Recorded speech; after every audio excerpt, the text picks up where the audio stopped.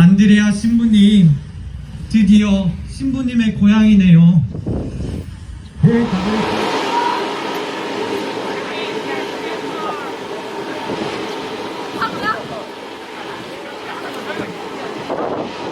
정말 제가 다시 이 땅에 오다니 정말 꿈만 같습니다. 아, 정말 그동안 우리 고생이 많았지요. 이곳에 올 때까지 얼마나 많은 곳을. 정말 많은 어려움과 고생이 있었어요. 그렇지만 W 신부님 하느님의 도우심으로 이렇게 제주에 초청까지 받아서 오게 되었습니다. 이곳에 이제 자신의 성소를 찾고 있는 우리 학생들이 모여있다고 하니 너무 기대가 큽니다. 네, 신부님. 이제 우리를 기다리고 있을 학생들에게 어서 빨리 갑시다. 갑시다! 갑시다!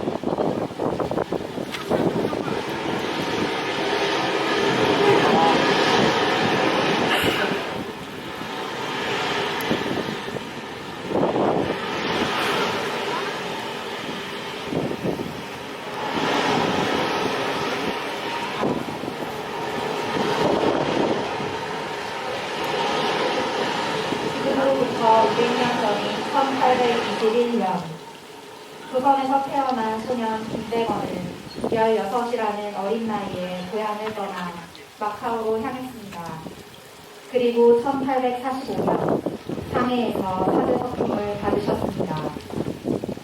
조선 백성들에게 하느님을 전하고 싶었던 김대건 신부님은 바블리 신부님과 함께 서울로 들어오려고 배에 오르셨습니다.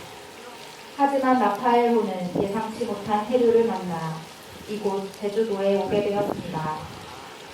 김대건 신부님께서 조선에 들어오셨을 때에 우리는 신부님을 기쁘게 맞아들이지도 모두 모여 함께 미사를 드리지도 못했습니다. 오히려 신부님은 이 땅에 오기 위해 제의가 아닌 농부의 옷차림을 하셔야 했고 신자들은 몰래 신부님의 서한을 전해줄 뿐이었습니다. 사랑하는 스페스 학생 여러분, 오늘 우리는 그때 당당하고 기쁘게 맞이하지 못했던 우리의 첫 사제를 어느 때보다도 큰 소리로 환영해드리고자 합니다. 이 땅에 첫 사제를 보내주신 주님께 감사드리며 그로부터 시작된 우리 한국교회에 감사드리며 주님께서 허락하여 보내주신 우리의 첫 사제를 기쁘게 맞이합시다. 이 땅 성가 참 아름다운 그대입니다.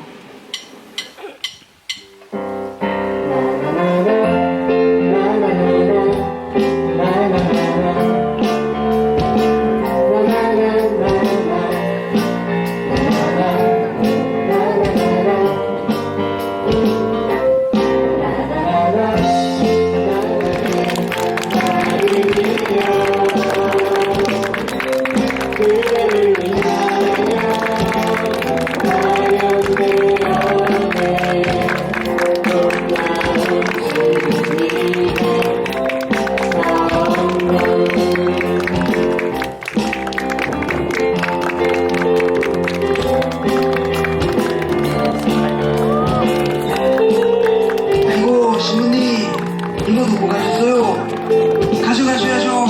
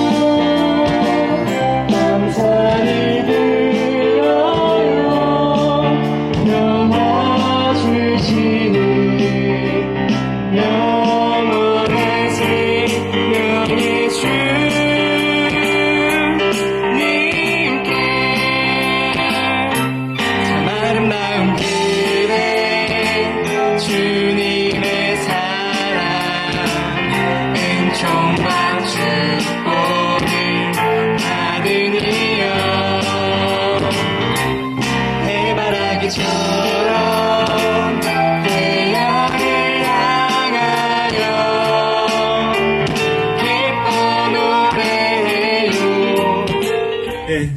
예수님. 예, 뒤에 잘 들려요? 네. 예, 오늘 날씨가 굉장히 화창한데요.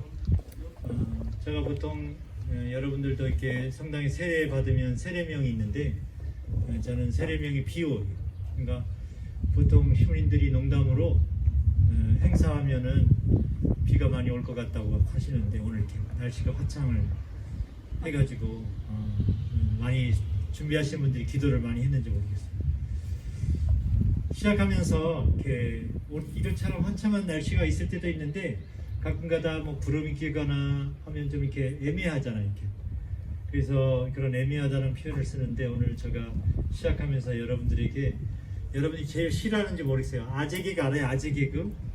아재 개그 하면 또 그거 하겠냐 뭐 하겠는데 오늘 아재 개그 하나를 여러분들한테 한번 날려볼까 합니다. 애매하다. 독일말이 있어요. 독일말.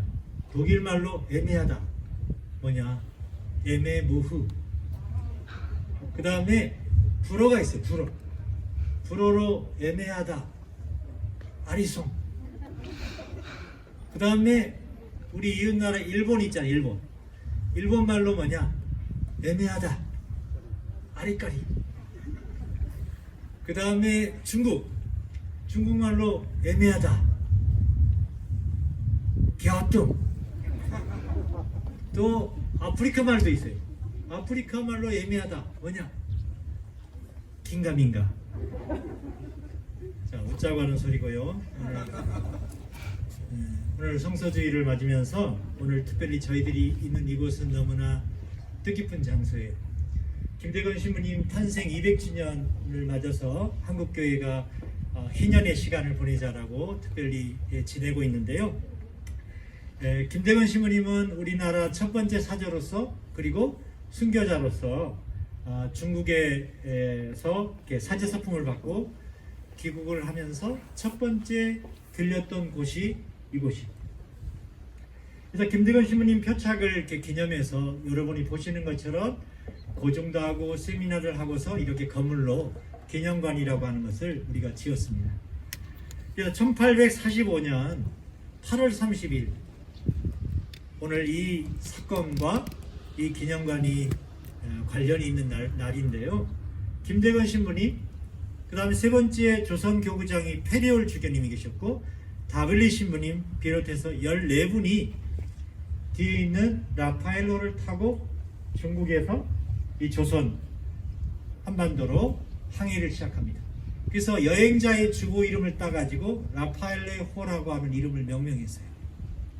그래서 김대건 신부님이 원래 가고 싶었던 것은 중국을 왔다 갔다 하려면 직선으로 돼 있지 않고 산둥반다 북상을 해가지고 밑으로 내려와야 돼요.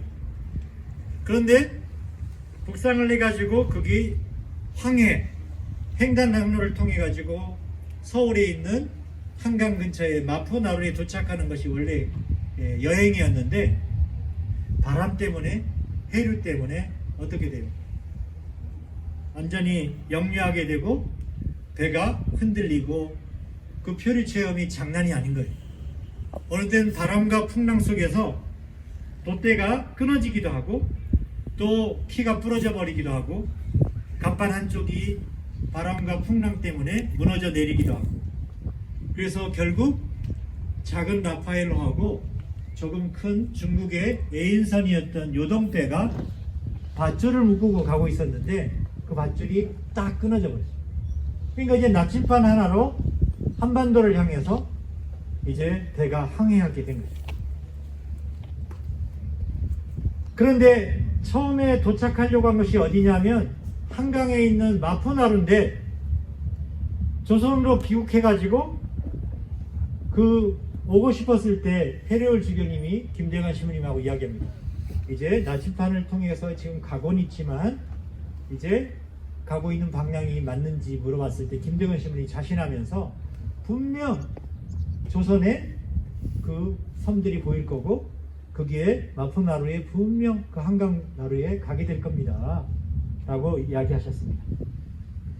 그런데 문제는 당시 우리나라가 박해 시기였기 때문에 조선에 배가 온다고 해가지고 쉽게 갈 수 있는 게 아니에요.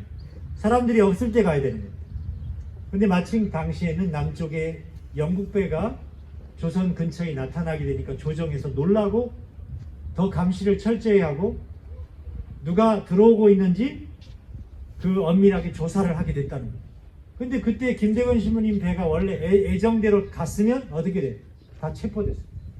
근데 나중에 보니까 하나님께서 이렇게 풍랑과 뱃속에서 우리를 다른 곳으로 인도했구나. 이게 섭리구나 라고 했죠. 그래서 나중에 돌고 해가지고 배가 표류된 곳에서 도착한 곳이 어디냐? 어디예요? 이곳 차기도와 용수포구죠. 그래서 이곳에서 미사와 기도를 처음으로 드린 한국 천주교회의 중요한 사적지라고 하는 것을 알게 됐습니다.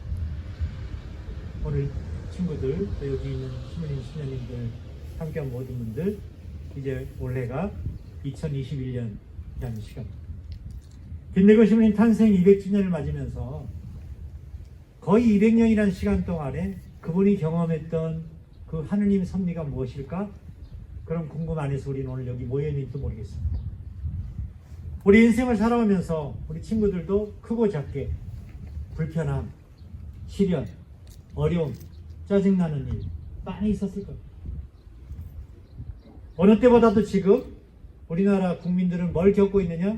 코로나19로 인해서 정말 불안한 나날을 보내고 있는지도 모릅니다.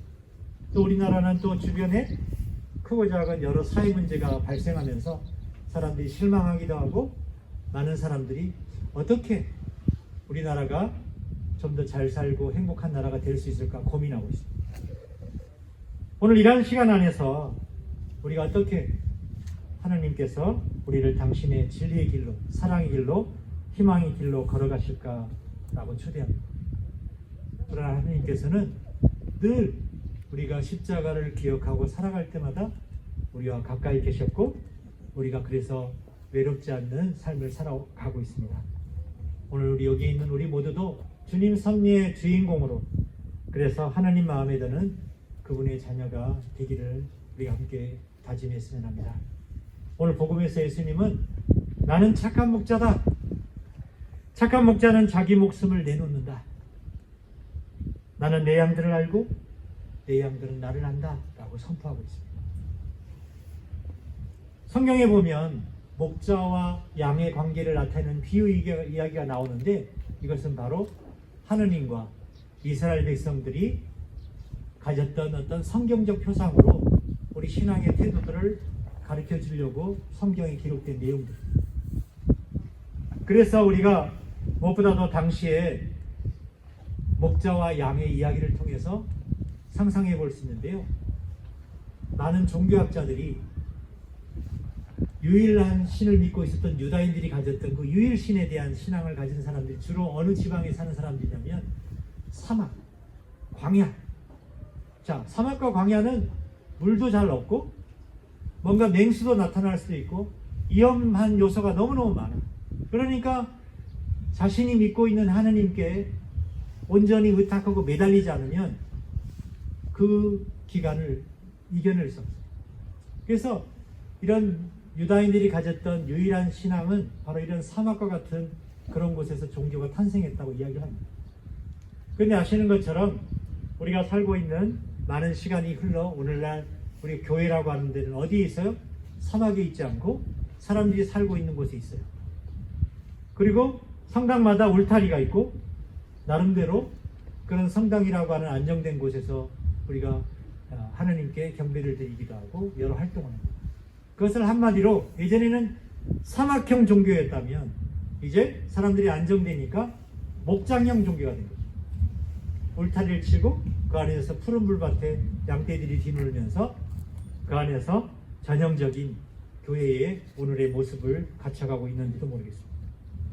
그래서 목자는 양떼의 습성을 알고 푸른 물밭에 물가의 물을 마시게 하면서 이리떼가 습격하는 것부터 보호를 하려고 하죠. 만약 그 울타리가 한 번에 무너져 버리면 양떼가 위험하게 된다는 그런 상황 안에서 어떤 때는 목자가 목숨을 바치면서 그거를 지켜야 되기도 했습니다.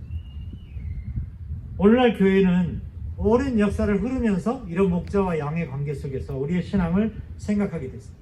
성직자들은 목자고 평신도들은 양떼처럼 신부님과 신자들이 한째 어우러지면서 서로 교회 안에서 서로 희생하고 헌신하고 봉사하면서 바로 예수님이 말씀하시는 말씀과 하느님의 그 복음적 삶을 살려고 노력해왔습니다.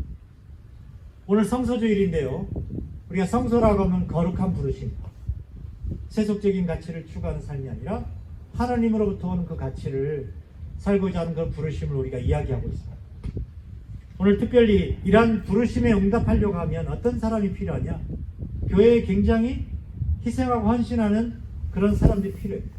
그럼 그런 사람들은 일정 기간 지적인 교육도 해야 되고 윤리적인 태도도 갖춰야 되고 어떤 책임감도 갖는 건강한 사람들이 요구되는 것입니다. 오늘날 가톨릭 교회 안에는 신부님, 수녀님만 있는 게 아니라 다양한 성소가 있어요. 그러나 특별히 오늘 성소주일은 사제, 수도자로서 불림받는 사람들을 기억하면서 우리가 좀 더 사제 성소에 대한 관심, 수도 성소에 대한 관심을 더 갖고자 합니다. 특별히 사제와 수도자는 이 세상의 가치에 맞서서 하나님의 가치를 더 우리 사이에 또 우리들에게 전해주려고 노력하는 것입니다. 그래서 많은 사람들이 신학교로 또 수도원으로 가게 되는 것인데요. 신학교에 들어가면 사제 성소가 끝나는 것이 아니라 신학교에 들어가서 사제 성품이 돼서 자신이 생이 끝날 때까지 그 사제 성소의 완성은 끝까지 이루어져야 하는 것입니다. 제가 사제가 될 때 두 가지를 약속했습니다. 하나는 기도하는 사제가 되겠다. 또 하나는 겸손한 사제가 되어야 된다. 되돌아보니까 내가 얼마나 그러한 다짐에 노력을 했었는가. 부끄러움도 다가오기도 하고 그럼에도 불구하고 오늘도 묻게 돼요. 내가 기도하는 사제인가? 겸손한 사제인가? 그러면서 정말 교회 안에서 이 세상 사람들을 대신해서 더 많이 기도하고 더 겸손하고 가슴 따뜻한 그런 신부님들이 많이 나오는 공동체가 돼야 되겠다는 다짐을 합니다. 또 신학생으로 제가 처음 사제가 됐을 때 갖고 있었던 첫 번째 마음이 있었는데요. 시간이 흐르면서 흔들거리기도 하고 많은 고민들이 몰려오기도 했습니다. 또 어떤 때는 하나님께서 나에게 주신 어떤 사제가 되었다는 그 확신만큼이나 내 그 확신을 흔들어 버리는 일이나 사람들이 있기도 합니다. 그러나 하나님은 이 사람을 당신 도구로 쓰겠다 하시면 하나님께서 우리가 부족하고 결점 많고 나약하지만 당신의 사람으로 그 하나하나를 채워주시고 만들어 가신다는 것이죠. 그래서 저는 무엇보다도 가톨릭 사제가 된 것이 행복합니다. 무엇보다도 하나님께서 사제로 살아가게 하시는 것에 허락하신 것에 감사드리게 됩니다. 하지만 허락된 그 시간이 언제까지인지 모르겠지만 그 시간까지 하나님께서 내주신 소명, 그 탤런트를 정말 제주교 공동체를 위해서 헌신할 수 있도록 그 열정을 잊지 않았으면 하는 바람을 기대합니다. 주님 안의 형제자매 여러분, 저는 교구장 주교로서 이제 4개월을 보냈는데요. 어떻게 사는 것이 지금도 하나님 뜻에 맞닿는 삶일까 라고 헤매는 시간이 많습니다. 그리고 여기 있는 친구들에게 고백하는 것처럼 제가 교구장 주교로 살아가면서 늘 어떤 쉬운 일 아니면 내게 좋은 일만 일어나는 게 아니라 나에게 불편한 일들도 벌어집니다. 나를 죽여야 하는, 나를 내려놔야 되는 일들도 있는 것이죠. 하나님 사랑의 길, 또 하나님 뜻 안에서 우리가 끊임없이 그런 길을 걸어갈 때 많은 협조자들을 보내셨습니다. 신자들의 끊임없는 기도들, 격려들, 또 많은 사람들의 그런 응원하는 마음들을 통해서 오늘도 주님의 신비를 하나하나씩 배워가는 것이 아닌가 생각됩니다. 무엇보다도 하나님께 저희 주신 성소, 하나님 뜻에 내라고 응답하는 그러한 순간들을 늘 기억하며 살고 싶습니다. 좋으신 주님, 오늘 착한 목자의 여정에서 아버지를 알고 양들을 위하여 저의 목숨을 내놓는, 그래서 여기 함께 모인 당신의 도구들이 진정 당신의 뜻을 더욱더 배우는 시간이 되게 하소서. 아멘. 묶였기 때문입니다. 하나님, 우리를 불쌍히 여기소서. 우리를 불쌍히 여기소서. 주께서 만일 우리의 죄악을 살피신다면 누가 과연 당할 수 있으리까?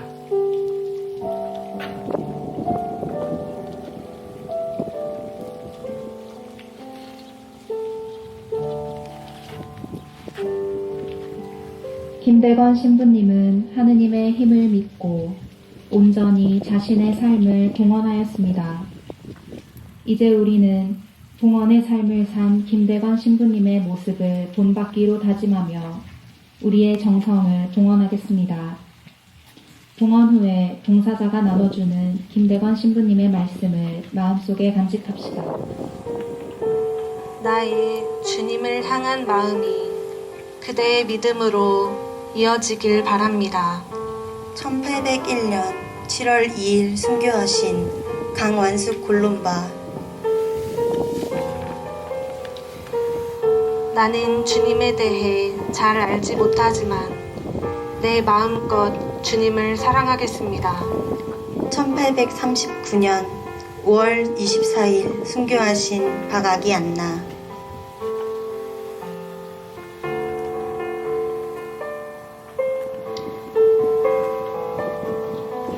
나의 순교가 그대의 이웃사랑의 씨앗이 되길 바랍니다. 1839년 9월 26일 순교하신 홍금주 페르페투아. 주님 향한 나의 믿음은 절대 꺾을 수 없습니다. 1795년 6월 28일 순교하신 최인길 마티아. 내가 여러분을 보기 위해 흘린 땀은 결코 헛되지 않았습니다. 1861년 6월 순교하신 최양업 토마스.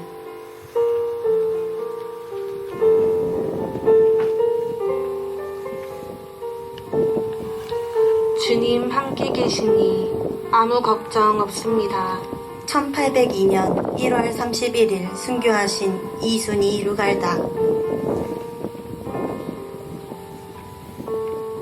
나의 죽음이 여러분이 주님을 말하게 하는 용기가 되길 바랍니다.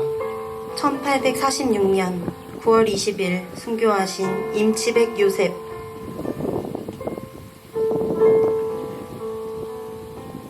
고통이 두려워 주님을 외면하였지만 주님은 저를 외면하지 않으셨습니다. 1866년 3월 11일 순교하신 우세영 알렉시오. 나의 고통은 예수님의 고통에 비하면 아주 작은 고통이었습니다. 1839년 5월 24일 순교하신 박희순 루치아. 비록 나약한 몸이지만 짧게나마 주님을 증언한 삶에 후회는 없습니다. 1826년 6월 27일 순교하신 이경원 바오로.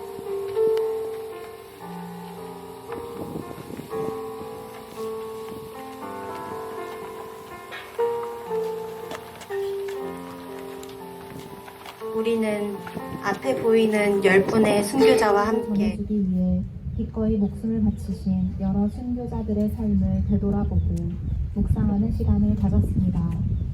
비록 오늘날 우리가 목숨을 바치는 순교를 할 수는 없지만 우리가 찾은 일상에서의 순교를 마음에 새겨 우리도 순교자분들의 뜻을 이어나갑시다. 파견성가 자 일어나 가자입니다.